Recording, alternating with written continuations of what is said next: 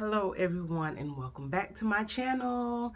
I am going to talk about today like more in depth of my children and each of the obstacles that they have to overcome. Um, I have my oldest who's 9.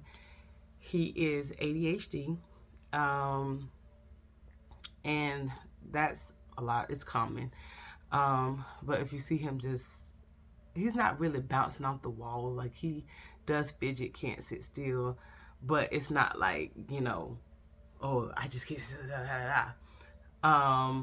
What else about him? He's my sensitive one. He's my sensitive child.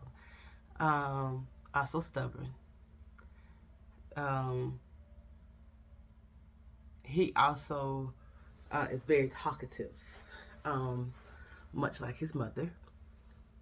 As far as him, he's pretty good with reading, and math is a struggle for him, just like mom.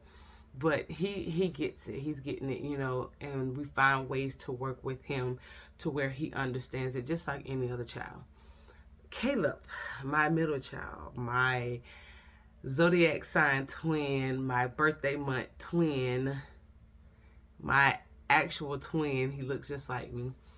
And when you guys see him, all of them in vlogs, you'll definitely be like, yeah, he definitely looks like you. The oldest one looks like his dad, and the youngest one is a mixture between both me and my husband. But Caleb was diagnosed with developmental delay. He is going back to the doctor to figure out if he is ADHD. So then that may be two. So I'm hoping that's not the case, because I don't even like drugging my 9-year-old, and that's how I feel. I feel like I'm drugging him. But for school purposes, I need them to focus so that they can learn what they need to learn and be able to understand it so that they can do the homework when they get home. So if it does come out that he is ADHD, then I'm going to have to do what I have to do, obviously. And I know a lot of people are just like, oh no, that's just an excuse. Don't put them on medication. Everybody has their opinion. But because I want to be able to return to work as a nurse once I get my degree, behaviors such as can't sit still. Like he is really, really like hyperactive. Like he can't sit still to eat. If we're sitting down doing his splash learning, like he's just moving, like he just can't sit still. And it's like we were watching Friday night, we did like a little movie night thing, and he just kept, he was sitting on his bottom at one point, and then he just kept jumping up and down. And so I just want to get him, taken so that we will know for sure if he is ADHD or not. But he does have, like I said, developmental delay. And that in itself is kind of frustrating, because he doesn't understand certain directions and certain things. So giving him like a 2 or 3 step direction, it's not ideal, because he can't, and then you have to get him to focus before you even tell him what you need him to do. And I find myself a lot of times telling him, like, Caleb, focus, look at me, zone in, look at me, and so you can hear what I'm telling you. And so then that's when he can carry out. I have to tell him, like, over the weekend, I had to tell him, Caleb, take your spoon and put it on the tray. I had to, tell him, don't take your spoon in the kitchen, because he threw away one fork or whatever. And so I have to make sure that he's listening. So when I see him still walking to the kitchen with it, I had to tell him, okay, Caleb, stop, focus, listen. Do not take the spoon in the kitchen. Leave the spoon on your plate. Take your applesauce cup and throw it in the trash can in the kitchen. and he still puts it in the sink like it's a reusable container.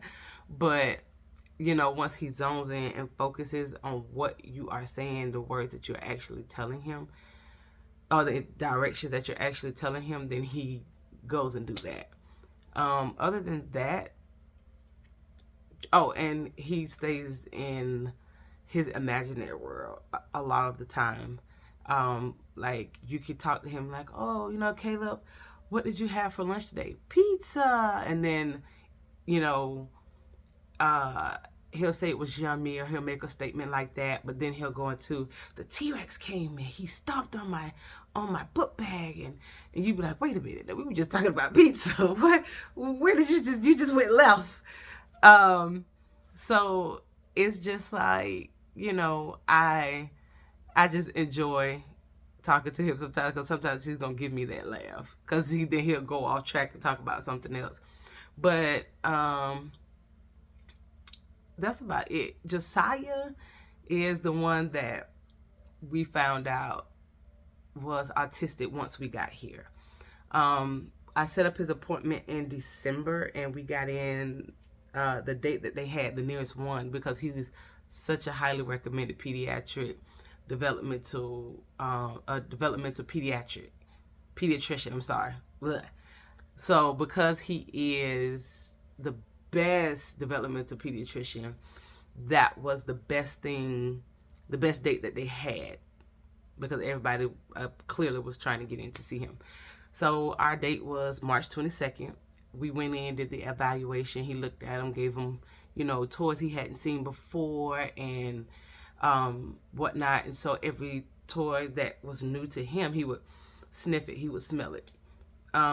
So he did more further evaluation, and come to find out that he is a level 2 autistic child. And I'm just like, you know, when I got the news, I was just like more calm, but I'll go into detail. That'll be a whole another separate video.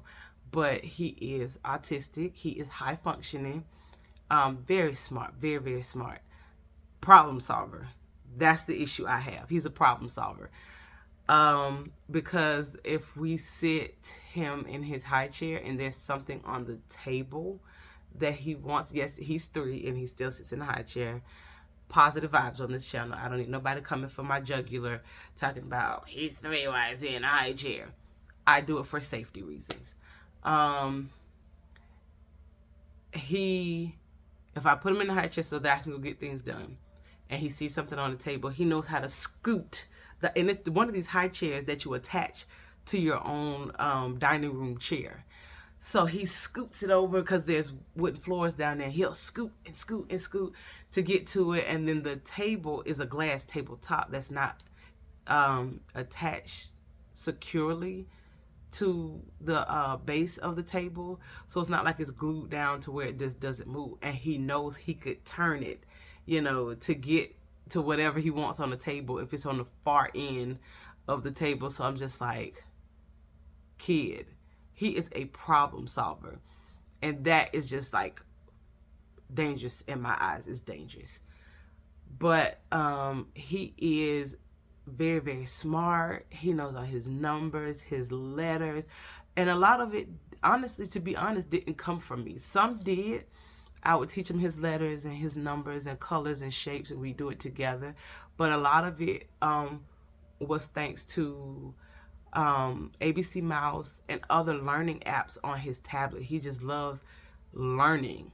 So I'm fingers crossed, prayers, everyone, that he continues to love to learn new things. I believe that he will, but you know, you never know. But other than that, he's very hyperactive. Like, that's why, you know, if I tell him, like, Josiah, put that back, as soon as he put that back, he's picking up something else just that quick. And I'm just like, this is exhausting, having to chase you to do things and put stuff down. But that is just, you know, who he is. And he does ABA therapy. We need to work on a lot of things, like dressing, pottying, because he has that concept and that knowledge that pee and poop goes in the potty. I say, where's the potty? He'll actually go in the bathroom and put his hand or his finger on the toilet, like on the top of the toilet, like not inside. But he will actually go in there and show you. But he won't do it. Like if I get him up in the morning to go to the bathroom, like I could catch him then because he's like waking up out of his sleep, so he's not fully conscious that, hey, I'm peeing, but I'm peeing in the toilet. So I don't think he's fully gotten that. If you guys have any suggestions, please drop them down in the comment section below if it's not disabled, because I know my first video comments were disabled for some odd reason. I haven't figured all this out with YouTube, but if you guys can, just like let me know what can I do to help him with potty training, because I at least want him to get down the peeing part. Like, oh, you know, I gotta pee, let me go pee, let me go do that. But I'm trying to get him on that road to pottying, because the potty times, I don't know if the potty times that I'm having him go is just like a miss every time, or if he's holding it and then once I pull the pull-up up, he's peeing in it. So yeah. So for me, it is a lot to deal with having a child with developmental delays, and you have to slow everything down. And an autistic child, it could be a tiring thing, especially when one is not understanding something. Like I could tell Caleb a million times, no, you can't watch Jurassic World, no, you can't watch Rio because it's a school night. He doesn't quite understand like another child his age, and he's 5. Or his older brother, he doesn't quite, understand. To him, it probably sounds like blah, blah, blah, blah, blah. But, and Josiah, he's a whole energy. Like, he keeps me on my toes because I'm constantly trying to keep him out of trouble and constantly trying to keep him out of things. He likes to go into things, and it's just like he does not have a sense of danger. So that's what scares me with him. And it's just like, when I do need to come upstairs to take a shower, I'm just like, I could just put him in his chair. But because he knows how to scoot over, I'm just like, he may push the table off and end up breaking that. And he's done that before with his foot. And we had to spend $126 to get another one from Glass Top Direct, some company. And it was just like, ugh, I can't wait to get a wooden table and one with more chairs so we could all sit at the table and eat dinner. It's just mainly like the kids sit at the table, we sit on the couch in the living room, because I want that. Let's sit at the table, let's talk, how was school, what did you do in school, and teach him, and also teach my autistic son proper eating or table manners. He even does this thing where he'll spit his food out and then he'll like rub it in his hand, between his hands. And there's certain things that people would look at and be like, oh my God, if they don't know him and know how he is, then and knows how, what's going on with him, like him being autistic, they would just say, oh my God, he's a barbaric child, and they let him eat like that, and da da da da da da. But that's not it. We're teaching him, but I do take his plate from him, because I'm just like, that's, to me, that's a sign you're done. So thank you, all done, and I'll take his plate from him. Also, he does like various stemming things, like he'll go brrr, brrr. He'll do that, or he'll kind of rock a little bit, but he's not like big into rocking. He likes to jump a lot and run back and forth in the house. So I try to get him outside as much as I can if it's not raining or it's not wet. Other